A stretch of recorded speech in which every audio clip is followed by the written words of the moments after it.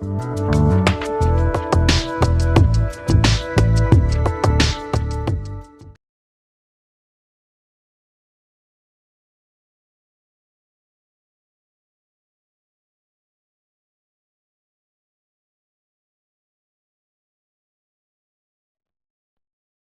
हम बात करते हैं माहेश्वर सूत्रों की।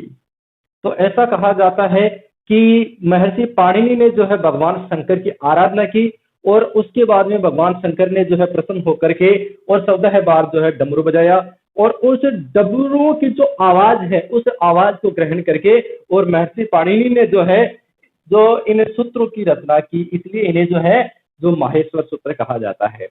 अब इनकी संख्या जो है वो है 14 है, इनकी संख्या है 14 है। इसे और को ही संस्कृत में जो है चतुर्दश से कहा जाता है। तो माहेश्वर सूत्रों की संख्या है 14 है।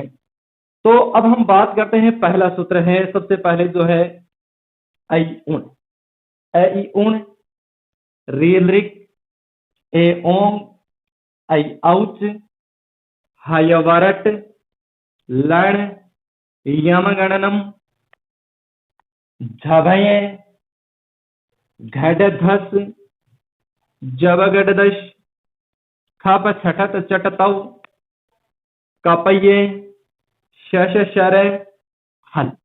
तो ये 14 सूत्र हैं। अब देखिए इनका बारे में, देखो सबसे पहले ए, ई, उ और री और नृ, ठीक है।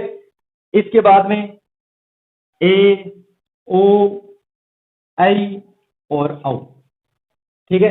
तो ये यहां से ऐ से लेकर के और च तक, ऐ से लेकर के च तक इन्हें कहते हैं अच। अब हम बात करते हैं अच प्रत्याहार की। तो इसमें 9 स्वर आते हैं, जैसे ए, ई, उ, री, लृ, ए, ओ, ऐ तथा औ। है से लेकर के, यहाँ पे जो है उस है से लेकर के और यहाँ पे जो लय है इस लय तक इन्हें कहा जाता है हल, इन्हें कहा जाता है हल। और हल में जो है ये सारे के सारे जो है व्यंजन आ जाते हैं, इसलिए इन्हें जो है हल का नाम दिया गया है और इनकी संख्या है 33। तो अब एक आप देखिए महर्षि पाणिनि ने जो है इनका बड़े ही अच्छे ढंग से जो है इनका निरूपण किया है। जैसे सबसे पहले सारे के सारे, सबसे पहले जो है सारे के सारे यहाँ पे स्वर आ जाते हैं। सबसे पहले जो है उन्हें स्वरों ने, उन्होंने जो अपने सूत्रों में जो है स्वरों को अपना स्थान दिया है और उसके बाद में जो है उन्होंने जो है व्यंजनों का स्थान दिया। तो व्यंजनों के क्रम में भी देखिए आप, सबसे पहले जो है आता है उसको है को बुझाइए एक बार, और उसके बाद में जो है ये व रे ल, ये जो अंतस्थ जो वर्ण है ये आ गए। और उसके बाद में जो है ये पंचम वर्ण आ गए। सबसे पहले ये एक ये व रे और ल, ये हो गए अंतस्थ, अंतस्थ वर्ण। और उसके बाद में जो है यहाँ पे ये मैं गण न, ये पंचम वर्ण हो गई, ठीक है। और उसके बाद में बात करते हैं तो ये झ, भ, झ भ, घ, ढ, ध। तो इस प्रकार से ये चतुर्थ वर्ण जो है, चौथे जो वर्ण है वो यहाँ पे आ गए हैं। और चौथे वर्ण के बाद में जो है यहाँ पे ज, ब, ग, ड, द, और ये यहाँ पे जो है जो तृतीय वर्ण है वो आ गए। इसके बाद में जो है थ, थ, छ, ठ, थ, ये जो है ये द्वितीय वर्ण आ गए। और उसके बाद में जो है च, ट, त, क, प, ये प्रथम वर्ण आ गए, ठीक है। इसके बाद में जो है स और है, ये जो है उष्म वर्ण हो गए। तो इस प्रकार से इनका बड़े ही अच्छी प्रकार से जो है इनका समावेश किया गया है। अब हम बात करते हैं स्वर और व्यंजनों की। तो स्वर जो है, कुल जो स्वर है वो है 22 और व्यंजन जो है वो है 33।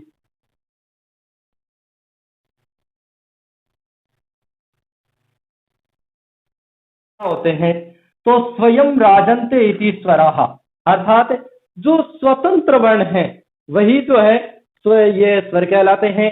और जो ऐसे वर्ण अर्थात ऐसे वर्ण हैं जो पूर्ण रूप से स्वतंत्र होते हैं, अर्थात जिनका उच्चारण करते समय जब हम उनको बोलते हैं तो उनके बोलते समय जो किसी दूसरा जो वर्ण होता है उसकी हमें सहायता नहीं लेनी पड़ती है, उसकी हमें जो है आवश्यकता नहीं होती है। तो ऐसे जो वर्ण होते हैं वही जो है स्वर कहलाते हैं। इन्हीं ऐसी इस प्रकार के जो वर्ण होते हैं उन्हें हमें स्वर कहते हैं।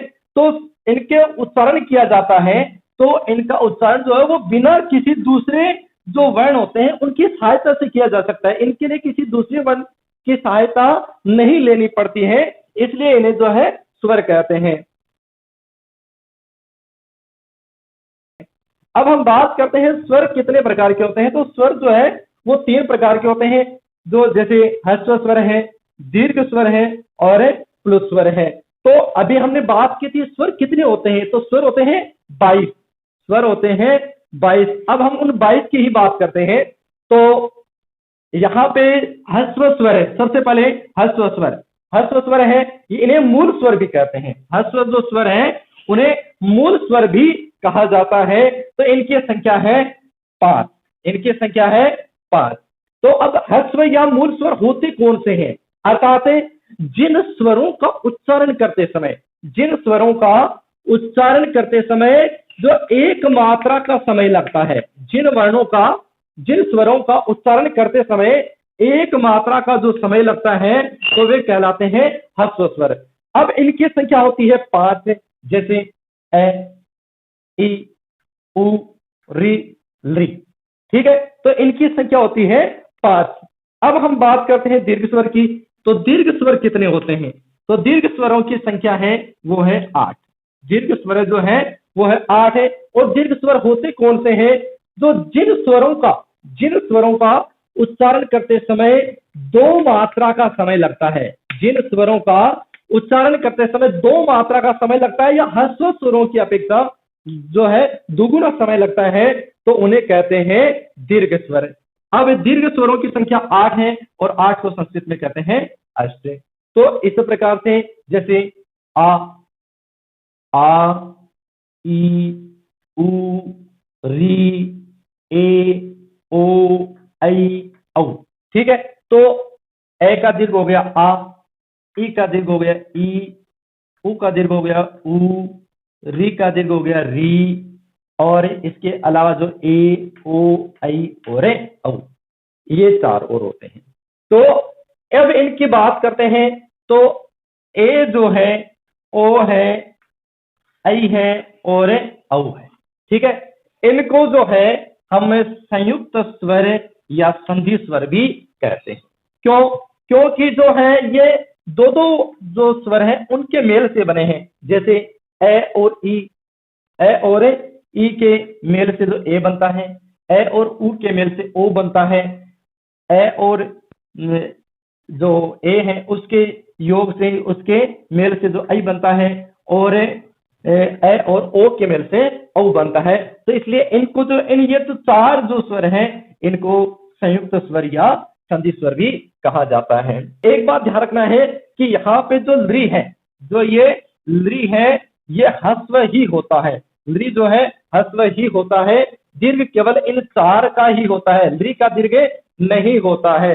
ये आपको ध्यान रखना है कि लृ का दीर्घ नहीं होता है। अब हम बात करते हैं प्लुत स्वरों की। तो प्लुत स्वरों की संख्या है 9। प्लुत स्वरों की संख्या है 9। तो अब इनका प्रयोग कहाँ होता है, जैसे हम कई बार जो होता है, मान लो हम कई बार खेत में गए होते हैं तो हमें किसी दूसरे खेत में कोई है तो हम उसको आवाज दे करके बुलाते हैं। तो उसमें जो कहते हैं अरे, तो इसमें जो ए जो इतनी लंबी जो ध्वनि हो रही है वो यहाँ पे प्लुत स्वर होता है। अब प्लुत स्वर को जो है कई बार जो ये 3 के द्वारा दर्शाया जाता है, ये 3 जो है इस प्रकार से 3 के द्वारा दर्शाया जाता है, या कई बार जो है इसको इस प्रकार के अवग्रह चिन्ह के द्वारा इसको दर्शाया जाता है। तो ये जो है ये प्लुत स्वर का जो होता है निशान होता है। अब प्लुत स्वर जो क्या होते हैं, तो ऐसे स्वर जिनका उच्चारण करते समय, ऐसे स्वर जिनका उच्चारण करते समय 3 मात्रा का समय लगता है। ऐसे स्वर है जिनका उच्चारण करते समय 3 मात्रा का जो समय लगता है, इन ऐसे स्वर प्रकार के जो स्वर होते हैं उन्हें प्लुत स्वर कहते हैं। इनकी संख्या होती है 9। इनकी संख्या होती है 9 और 9 को संस्कृत में कहते हैं 9। ठीक है, तो जैसे ए का प्लुत हो गया, ठीक है, ये ई का प्लुत है, ऊ का प्लुत है, ये री का प्लुत है, ये ली का प्लुत है, ये ए का ओ का प्लुत है, आई का प्लुत है और औ का प्लुत है। ठीक है, तो इस प्रकार से इनकी जो संख्या होती है वो 9 होती है।